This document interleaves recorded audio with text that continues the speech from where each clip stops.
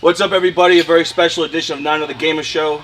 We've increased our production value 1,000,000 times because today we have with us the magnificent DJ Jazzy Jeff. Thank you for being here, sir. Absolutely, man. How are you? I'm awesome. We just listened to a sound check. We have Jazzy Jeff tonight here at Insert Coins in Las Vegas doing a set. And his sound check pretty much means I've heard everything I need to hear and I'm going to go home. But I just want to congratulate you. 25 years from he's the DJ, I'm the rapper. Yeah. There's been a little controversy in the video game world, and I'd like you to help me answer this. Is Human Video Game the best song on that album, or is it the greatest song ever? It's neither. Oh, damn. It's neither. It was a great song on the album, just kind of paying respect to, you know, the video game culture was hand in hand, you know, growing up. So, you know, we wanted to try to find a way to pay some kind of tribute. Believe you me, there are a lot of people who really enjoyed that song as absolutely subpar as it probably was compared to the other hits you had on there. No, it was a great song. Yeah, but there's some other things on there. Yeah. You know, one of the other things that's interesting is here we have our show right now, but kind of our inspiration was your show, which was Vinyl Destination. Tell us a little bit about the tour that you did and some of the favorite places that you spun. Well, I mean, you know what? Just traveling around the globe, doing a lot of shows. You know, every once in a while, I get a chance to take friends, you know, and just watching their, you know, expression and just how it impacts their life, just going to a different country and just seeing how music is just so universal. And I decided, I was just like, you know what, I really would like to show people, because coming back home and telling somebody that you went to Dubai and you played for all of these people and they're thinking you're playing something weird and like, no, you know, I dropped some Mobb Deep and something. No, you didn't, you know. So it's kind of like, what better way to show them was I ended up taking a guy on the road and we started shooting some stuff, and he actually came up with the concept that, you know, we should put together a web show that basically kind of shows the travels, because there's so much, you know, that goes into it. It's not just the music. The music is actually the smallest part. Sure. You know, just from traveling and customs, directions, and different directions and language barrier. You know, you on the phone for 15 minutes trying to order breakfast because no one understands you. You know, and then you get something that you kind of trying to figure out what is it that they sent you to eat. But just all of those trials and tribulations, you know, it makes for a really good show. So we just started, you know, filming and just started posting, and the response is great. You know, we got a couple offers, you know, for television, but, you know, we kind of think that we don't want to alter the show. Sure. You know, we don't want to script it. What you see is exactly what happens. So the most of all thing is just the exhaustion that everybody has, just traveling, you know.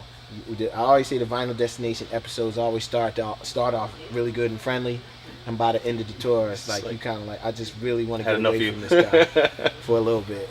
So you've been to Japan. You've been, you know, part of the stretch was in Asia.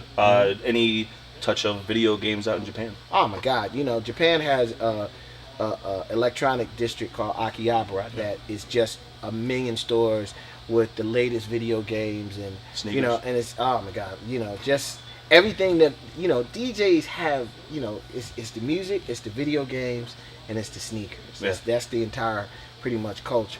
And Japan is basically all that. Yeah. So, you know, it's you know, you try to find something that the voltage kind of works, because you want to bring something home and be one of the first people to have it. And, you know, and it's a little bit expensive out there. Okay. So, you know, we have a tendency to do shows for the Japanese trip, that this show is just designed to get out there, to get all of the stuff that we need to get and bring it back. So it's a lot of fun. Well, that's kind of the thing that I'm excited about in terms of having you here, is you have this, you know, vast cultural experience. And one thing that we like to do at Insert Coins is integrate video game music into our sets. And, you know, one thing that always blew me away is I had, by chance, you know, I had seen one of your shows at a spot on the Strip, and you dropped a Mario tune right in the middle of it all, but it worked. You know, and how you're able to just mix these songs together. You know, I'm hoping to see that video game music one day is considered a genre as well. But it brings me to another kind of a nerdy thing. How did you come up with Linus and Lucy from the Charlie Brown cartoon special and Black and Yellow? How did that happen? Spontaneous, some planning, Christmas? You know what's funny is I dropped the Linus and Lucy thing one night. And the tempo of the Linus and Lucy thing is very close to Black and Yellow. I did it one time at home and brought in Black and Yellow after, and I started laughing to myself because the idea of Black and Yellow and Charlie Brown's shirt is Black and Yellow. So I ended up saying that to Skills, and he was just like, oh, you know, and so the next show when I dropped it, you know, he started doing this whole thing of like, you know, how many people know what this song is, and pretty much everybody on the face of the earth knows, you know, Linus and Lucy. And he was just like, you know, what color is Charlie Brown's shirt? And it's funny because some people get it and some people just, it completely misses it. You know, but, you know, I dropped it and it worked. What's Charlie Brown's favorite color? Black and yellow. I always try to throw curveballs in. You know, I think, you know, just as a DJ, you can always play the popular tunes and play some old tunes. Sure. But it's, you know, I don't care where I'm at. I want to be in the most commercial place in the world with the most uptight people. And I got to throw one curveball in. Just, you know, because you know what I've always said? When you walk out of the club, you don't talk about the most popular record. You talk about the curveball. Mm-hmm. But you got to throw that curveball right, because if you throw it wrong, they're going to talk about it walking out the club. Like, what is he doing? Yeah. You know, one of the things that we've talked about on the show, and you know, we always talk about, is just, you know, the commercialization of music, and how hard it is to find really good music that's out there. You always have to find pockets of it. Is there anything in particular that we should be looking out for that you think is like, you know, give me some taste-making tracks that we should know about, or some albums coming up? I mean, you know, it's really hard, you know, now, because it's not really the same way that you would get previews of stuff. It's almost, you know, the way that you have to find your music is you have to, you know, do a little bit more investigation. I've always found that great albums or great songs always comes from people that I know that have great taste in music. So, you know, and it's kind of like if I know you got great taste in music and you tell me, hey, did you hear the new J. Cole record? You know, you really need to check that out. I'm going to automatically trust you and check it out. And then if it's great, then I'm going to tell somebody. And that word of mouth just kind of, you know, kind of spread. And then sometimes letting stuff grow. You know, I was, you know, it's funny, you know, the first time I heard Kendrick's album, I was kind of like, oh, this is cool. And then the more and more I listened to it, I was like, yo, this is great. This is, you know, like this, you know, just the whole idea and just the concept, which I thought, you know, was greatly missing, you know. I mean, it's like so many other albums that end up becoming like the, wow, remember when that came out? You know, it's 10 years later, you don't discover what that really was, because you're so trained to like a certain, you know, thing that is the trend in music today. And like, you know, even I like to make fun of the Daft Punk album because it just doesn't work for me. But I know that 5 years from now, we're like, oh, remember when they started that whole thing? And they were on to something. When, it's been I mean, happening. it's, you know what, and someone told me a long time that if you want to make something successful in the music industry, you have to make it important. And the Daft Punk album is, I like some of it. I felt that they made it important. They made it important, you know, and that's what kind of wowed everybody over. It's like, you know, when you can make someone who don't even listen to music go out and buy a record just because everyone said it, you know, I think is great.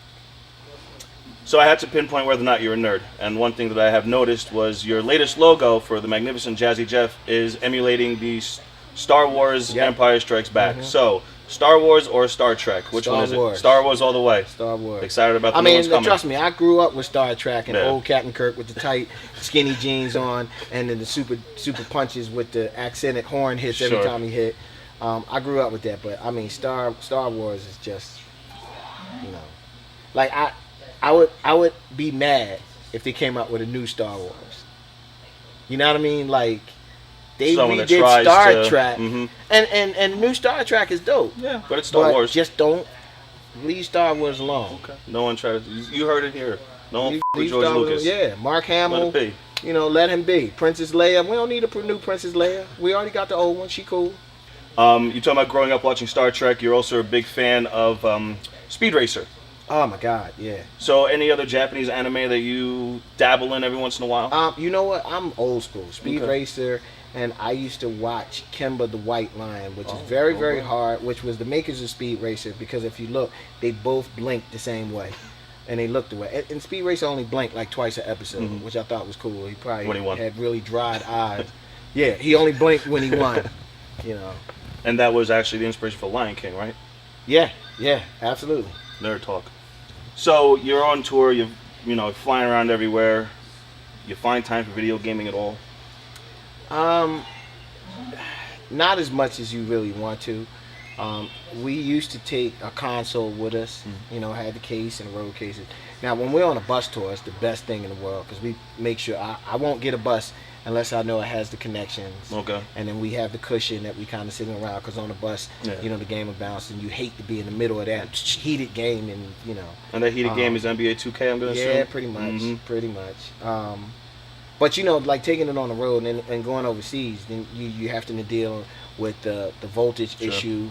You having to deal with the difference in their plugs. And, you know, you go on a tour and you realize that you only have one TV on the entire tour that you hook it up to. So you kind of stop taking it.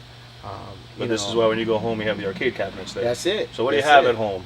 I mean, I have an Arcade Legends game that I have a hard drive that pretty much has a bunch of games on it, which is good because it kind of. I mean, I'm the Williams guy. I used to like Defender and Stargate and Robotron, and then I played Tempest, and you know, those were the games that when I was going to school I would be late for. Sure, plunking the quarters. That's when you kind of like quarters. One quarter, you know. When Oh, you get good, yeah. Hold on, wait a minute. When you put the one game in Defender and you could play for an hour, you were something that was else. the best quarter. That was the best investment. You know, I get $1, I'm good in the arcade. So we have a Defender here at Insert Coins, and I'm assuming that the new high score is going to say JAZ. Yeah, Okay. absolutely. So, you know, as you said, you only have one console that gets taken, so you only get one game that you could really just cherish and love. And, you know, for me, I was playing your boy at Street Fighter, and I waxed. Yeah. That was my one quarter with Street Fighter. Just get out of here. Yeah. But, you know, if you had a choice, you have Mario or Link, which is going to be? Mario. All right. Let's go Halo or Call of Duty. Call of Duty. Okay. Madden and 2K basketball. 2K. Ooh, but that was a tough one, wasn't it? That was a tough one. Comic books. X-Men or the Avengers. Ooh.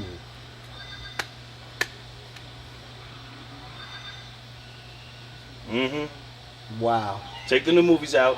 No, I am. I'm going with the comic books. Okay. Avengers. Avengers. Okay, taste that. Batman or Superman? Batman. Batman. Okay, so Superman or Batman? He's going with Batman. Comic books were a release. You know, it took you into a fantasy world that, you know, you got a chance to see. You know, each episode was like a story. You know, it also, you know, it helped your reading, but it also kind of gave your imagination and your brain a place to kind of go.